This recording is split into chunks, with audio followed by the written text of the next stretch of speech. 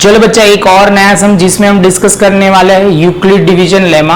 Euclid division lemma के अंदर information हमें इसके लिए प्रूव दैट के लिए चाहिए। फर्स्ट ऑफ ऑल क्या दिया हुआ है, show that the cube of any positive integer. अब कोई भी पॉजिटिव इंटीजर का क्यूब करते हो तो वो कौन से फॉर्म में होगा, is of the form 4m plus 1 और आप बोलोगे 4m plus 3 for the some integer m। m क्या है, तो हमारा जो है वो इंटीजर है। फर्स्ट ऑफ ऑल हर बार जो हम वैल्यू लिखते हैं वो पहले लिख देते हैं। क्या लिखते हैं, तो लिखेंगे a is any positive integer as per the Euclid's division lemma. हम लिखते हैं ये सब कुछ बोला वही लिखते हैं। चलो बच्चा तो लिखते हैं let us take a is any positive integer as per the Euclid's division lemma. तो आप बोलोगे सर यहाँ पे हम लिखेंगे a is equal to b cube plus r. जहां पे आप बोलोगे सर ये जो b है वो हम क्या लेंगे, तो b बच्चा 4 दिख रहा है तो 4 ही लिखेंगे। ये 4 है b की जगह तो हम वही फॉर्म में लिखेंगे, आपको इजी रहेगा। तो यहाँ पे हमने सबसे पहले लिया b इज इक्वल टू 4।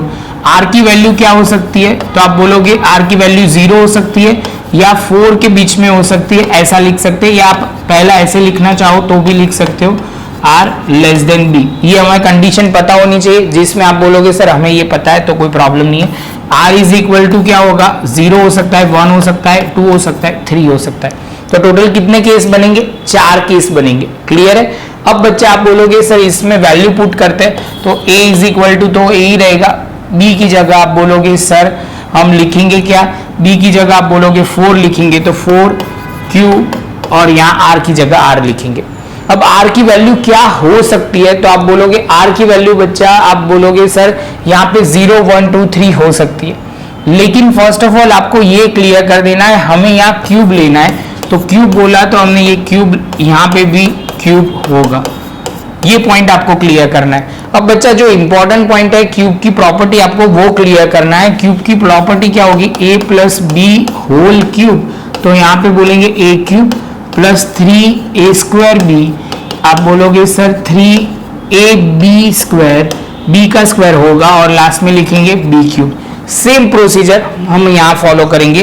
तो यहाँ पे आप लिखोगे 4q होल क्यूब, यहाँ पे आप क्या लिखोगे, तो यहाँ पे आप बोलोगे 3 4q स्क्वायर और यहाँ पे r का r, यहाँ पे लिखेंगे 3 4q और यहाँ पे r का स्क्वायर और यहाँ पे हो जाएगा r क्यूब।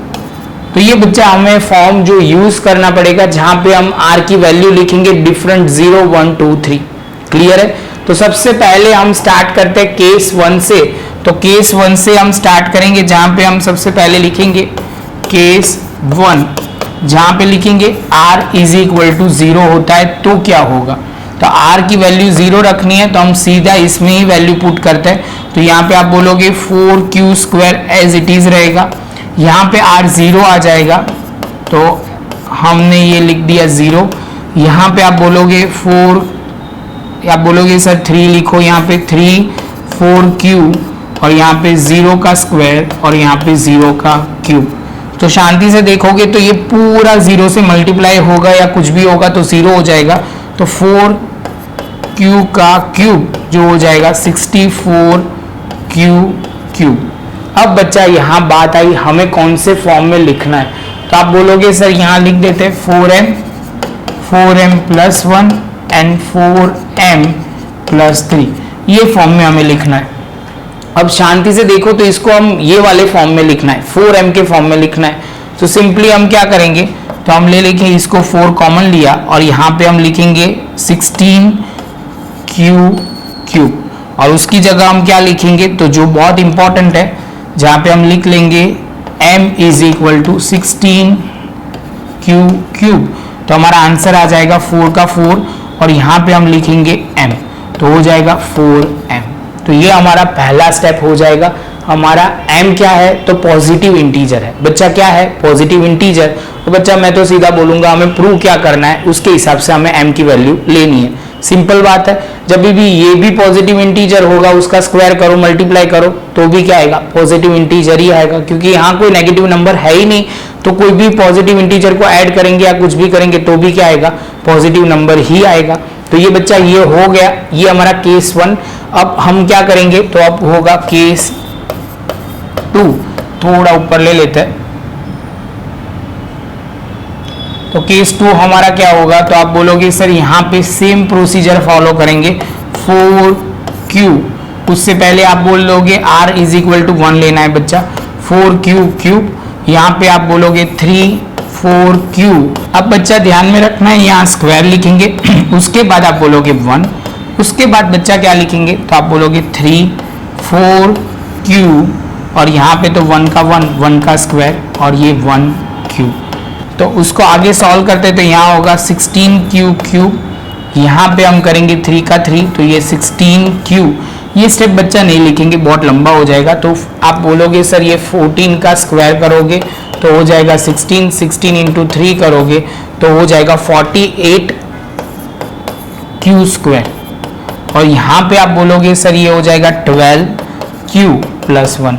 अब बच्चे को ध्यान से देखना ये कौन से फॉर्म में हम लिख सकते हैं, तो यहाँ ध्यान से देखो मैंने 3 फॉर्म लिखे हुए हैं। आप बोलोगे सर वही क्वेश्चन है, वही आपने लिखा हुआ है, तो यहाँ पे आपको +1 तो आ ही रहा है, ध्यान से देखोगे तो मुझे ये सब में से 4 कॉमन निकालना है। क्या निकालना है बच्चा, 4 कॉमन, तो हमने 4 कॉमन निकाला तो बचेगा क्या, तो यहाँ पे 8q क्यूब, यहाँ पे 4 निकालोगे कॉमन तो ये 1 है और ये आप बोलोगे 2, तो यहाँ पे 12q स्क्वायर, यहाँ से 3q और आप बोलोगे सर +1 एज इट इज।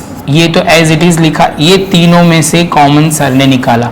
ये लिखने से आपको क्लैरिटी आनी चाहिए बच्चा, और लिख लो। अब लेट कर दो तो आप बोलोगे सर लेट क्या करना है, let m is equal to ये पूरा 8q cube plus 12q square plus 3q, तो ये हमारा हो जाएगा। तो जैसे हमने ये लिखा तो 4m plus 1, 4m plus 1, m की जगह हमने मतलब ये पूरे ब्रैकेट की जगह हमने m लिख दिया, हमारा काम हो गया।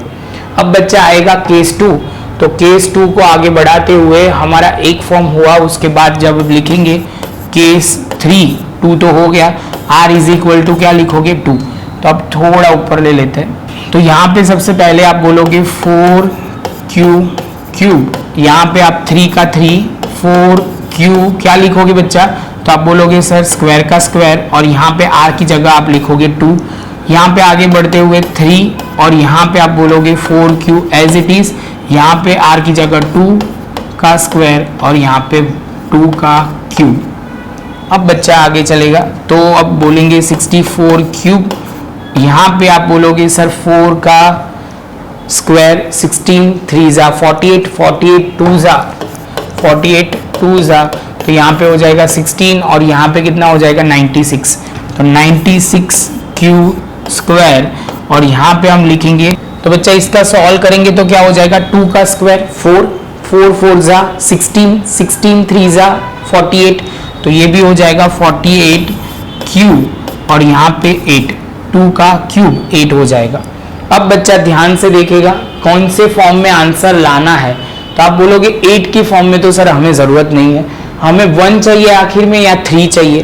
तो अब शांति से देखो इसको हम नॉर्मल कौन से फॉर्म में लिख सकते हैं, ध्यान से देखना। पहले बच्चा 4 कॉमन निकाल दो, क्योंकि मुझे तीनों में 4 तो लेना ही है। ध्यान देखो ये m हो, ये m हो या ये हो, तो आप बोलोगे सर ये हम करते हैं, यहाँ पे 4 कॉमन निकाला तो यहाँ पे आप बोलोगे 16q क्यूब, यहाँ पे 4 निकालोगे तो कितना हो जाएगा 24q स्क्वायर, यहाँ से 4 निकालोगे तो 1 एंड आप बोलोगे 2, 48 का 12 4 जा, यहाँ पे q, और यहाँ पे आप बोलोगे सर यहाँ पे कितना हो जाएगा, तो 4 कॉमन निकालोगे तो 2।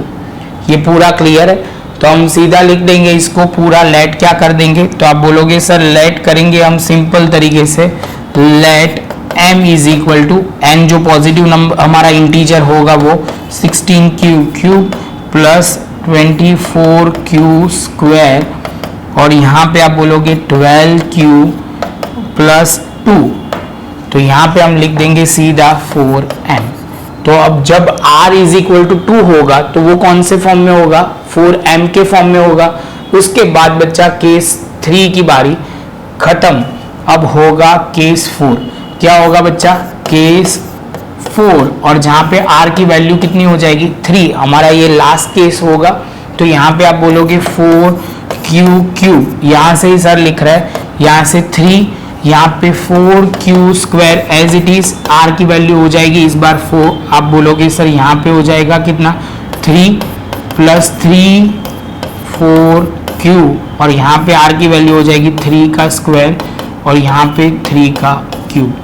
अब बच्चा आगे बढ़ते हैं तो यहाँ पे हो जाएगा 64q³, यहाँ पे होगा 16, 4 का स्क्वायर 16 3 जा, तो हो जाएगा 48, 48 × 3, 48 × 3, तो यहाँ पे करोगे तो हो जाएगा 24, और ये हो जाएगा कितना, तो 12, और उसमें 2 ऐड हो जाएगा तो 144, 144q²। और यहाँ बात करते हैं तो 3 का स्क्वायर 9, 9 × 3 तो 27, 27 4 जा, तो 27 4 जा बच्चा होगा कितना, तो यहाँ पे 28, ये हो जाएगा 8, तो 108, 108a, और यहाँ पे हो जाएगा 27।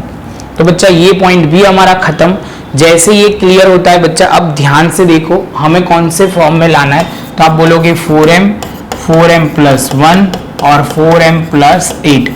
अब ध्यान से देखोगे तो यहाँ से हमारा कुछ कॉमन निकल रहा है, तो आप बोलोगे सर 4 तो सब में से कॉमन निकल जाएगा, 4m प्लस आप बोलोगे सर 3 जो हमारे में दिया था। तो अब बच्चा आप बोलोगे 27 को हम कैसे लिखेंगे, तो 27 को दो तरह से लिख सकते हैं, 26 + 1, और आप बोल सकते हो 27 को आपको लिखना है 24 + 3।